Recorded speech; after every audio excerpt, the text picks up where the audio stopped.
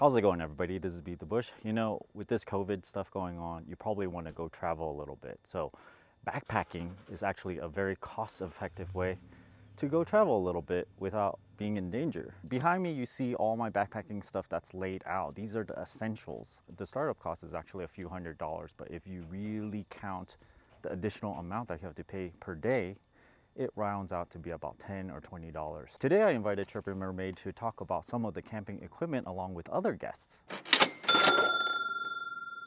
This video is brought to you by Webull.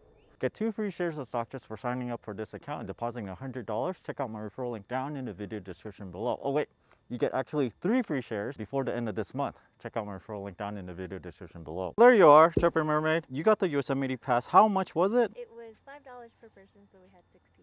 $5 processing fee, so $35 together, plus $35 for the entry fee into the park per car. So 35 plus 35, it's $70, and then we stayed there for 4 days, so it rounds out to be like $10. Yeah, but per you can person. actually stay longer. So the permit is a one-time fee of $5 per person, and you can designate like however many days. So once you have all the equipment, it's like $10 or $20 per day. You need to buy food for yourself, but that's basically all you need to pay for, right? Yeah, so it's once you very have it, cheap. you just keep on going, and is very cost effective. It's much cheaper than getting an Airbnb.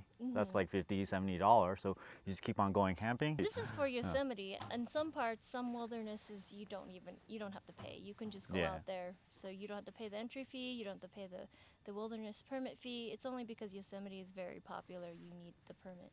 So let's look at all the equipment, and some of it you can get for really, really low cost, and some things you shouldn't skimp out on at all. And let's take a look at behind over here. Chirping Mermaid actually has been on a lot more backpacking trips than I have. We need a backpack, of course. I paid like $200 something for this, but this is a one-time thing. And how long can you use this? I don't know, forever, I guess. And you need a lightweight tent. 4.5 pounds for this. And if you don't know if you want to keep going backpacking, you can rent them really cheap from like Sports Basement for $20. So I would definitely do that instead of buying a cheap one on Amazon. If you've never been on a backpacking trip, you might want to try it out first. So that's why you want to rent it and then see if you really like it, and then you can buy the equipment for real and keep it for yourself. REI does like an end of the year sale where they sell for cheap all the stuff that people have returned. So it's still in great condition, but you can get it for very good prices. I invite Bianca to come talk about this tent here because she's the one that bought this one, and I'm just borrowing all this equipment over here. And this is a 4.5 pound tent here, and she bought it on Facebook Marketplace for only like $70, like 10 and a footprint. If you sell this back out, you're probably gonna make money on this, right? You can probably sell it for like, I don't know, $100. And it's a lightweight tent, so if you buy it for new one, it might cost like $300. So it's a very good deal. Yeah, buy used. You absolutely need this, the Osprey kind, because they just basically have a monopoly on all this. You need this anti-gravity thing. It doesn't have to look exactly like this, but you absolutely need this waist thing, because most of the weight goes on your hips and then on your shoulders. not on your shoulder, so that you can actually carry all this stuff with you. It's like 30-40 pounds or something sometimes. For men, the Osprey at most, and for women, it's the Osprey Aura. And I definitely recommend the 65, not the 50. 50 is too 50. little. Depending on how many days. 65 liters is more for like 4 to 7 days or even longer. This is my sleeping bag. It's actually a cheap one from Amazon, like $65, $70 or so. Whatever degree it says on the description, that's the survival temperature. You will survive in it, but you won't be warm. You won't be warm. You're just gonna shiver, but you're not be comfortable. So this is a 0 degree, meaning that it's comfortable down to 20 degrees most of the time, I'd say. I get really cold, so I also have a cheap sleeping bag on Amazon. You want to get like a 4-season sleeping bag. What does 4 season mean? It means it's good for all 4 seasons. So 4 seasons generally means it's also good for winter. Good So for winter, good for summer. I recommend if you're going backpacking to get the mummy shaped one and not the rectangular shaped one, because you want your bag, your sleeping bag, hugging you as tight as possible. That way you'll stay warmer. We also need a sleeping mat and a little pillow. Long ago, I didn't have a sleeping mat, and basically you just sleep on the hard floor, and sometimes there's like rocks and stuff. yeah. I've tried things where I brought yoga mats, like 2 yoga mats even, and that doesn't work. So you need some sort of sleeping mat.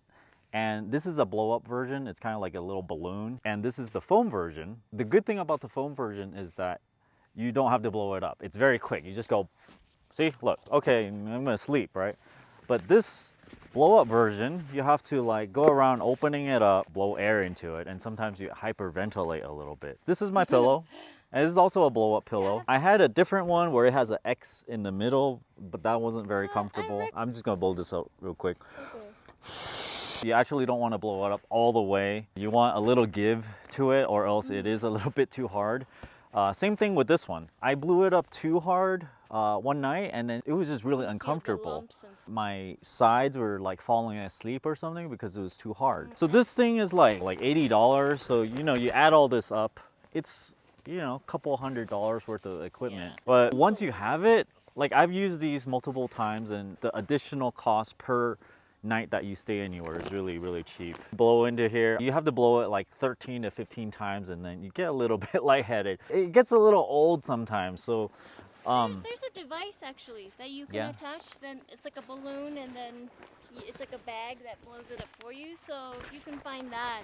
It's just like a little baggie that blows up stuff. I got kind of tired of blowing this up, so I recommended this one. But this one might not be enough cushioning. So you might have to get a better one than this one to shield yourself against the hard rocks on the wherever you're sleeping. So now we're gonna ask Patrick to come in and talk about the pillows. So this is Patrick. Hi. He's very opinionated about pillows. You want a really good pillow? Because the one that I use, I actually bought BeatTheBush's old pillow. And he's right, I understand why he bought a new one. Oh no! I So also slept on don't it. like... It was uncomfortable. Wait, you don't like the one that you got off of me? I The didn't. one with the X? Yeah. This one's much more comfortable than that one. Yeah, I'd say yeah. I would say that this one's more comfortable. The one I have is the same as this one, and I've probably used it for 4 years or so, and now it doesn't hold air anymore. So make sure you test out your pillow before you go, otherwise you'll be very uncomfortable. There's a whole bunch of other stuff that you might want, you know, for survival, just so that you can get out there. I don't actually have a stove of my own, but there are those jet boil thing, camping stove thing that'll heat your stuff. But you basically need, you know, like a little lightweight thing. This is made out of titanium, and there's a lid on it. You can boil water, and then you basically only need a spork spoon. You don't need any other utensils. This is like all you ever carry, because when you're carrying a backpack and sleeping in the wilderness, you don't want to bring all that much. You want to be minimal as possible. Yeah, so this is like an exercise of minimalism. With this pillow, it actually came with a bag, and you know, I didn't even use that. I just kind of carried it with other bags. Wool socks. You can have your pick of water bottle, and then there's this life straw thing where you can put river water in it and then just drink out of it. There are the iodine pills. So if you want to just get water out of the river and you want to make sure you don't get sick, you use iodine tablets, and you can put a neutralizer in to get rid of the iodine taste. But if you're high enough out in, you know, altitude, and it's cold enough and the water is running, you can just drink straight out of the stream. Is what I do. You gotta know what you're doing. Yeah, you gotta know what you're doing. If you're gonna drink it without killing all the bacteria that's in it. This stuff is more for like winter. You basically need a really warm down jacket. I find having a hat with a brim all the way around very useful for shading you from the sun. Sunscreen over here, sunglasses obviously, and at night, this is absolutely necessary because Absolutely essential. there's no light. You know, you can't take your cell phone out and just shine it at everything all the time. So you need a headlamp of some sort, possibly extra batteries. Just 3 batteries over here lasted me a good 3 nights or 4 nights. I recommend one with a red light too, so you can switch between the regular white light, and the red one helps to avoid blinding people when you're hanging out with friends. For winter times, gloves, beanie, right? We just went backpacking in Yosemite just now, and I wore this. This is from Uniqlo, the Heat Tech stuff. Long sleeve shirt and also long johns. This is a Heat Tech thing. Yes. 32-degree heat. This kept me warm very well. You just need 2 pair of pants. And I recommend all synthetic because cotton, you can sweat and it won't dry as And quickly. Start smelling, I guess, if it's cotton. You only need 2 pair of wool socks. You don't need to bring more. You don't want to bring like 7 pairs No. of socks. I'd say I could probably even make it with 1 pair of wool socks. I don't Yeah, know. I would say everything you bring, you wear. There's no changing Yeah. clothes. It's not about being comfortable. Yeah. It's about being minimal. At night, I remember it got so cold that I basically wore every single piece of clothing I had And I was just to still keep freezing. warm. Just to keep warm. So I had this on. Everything is on me. Everything on.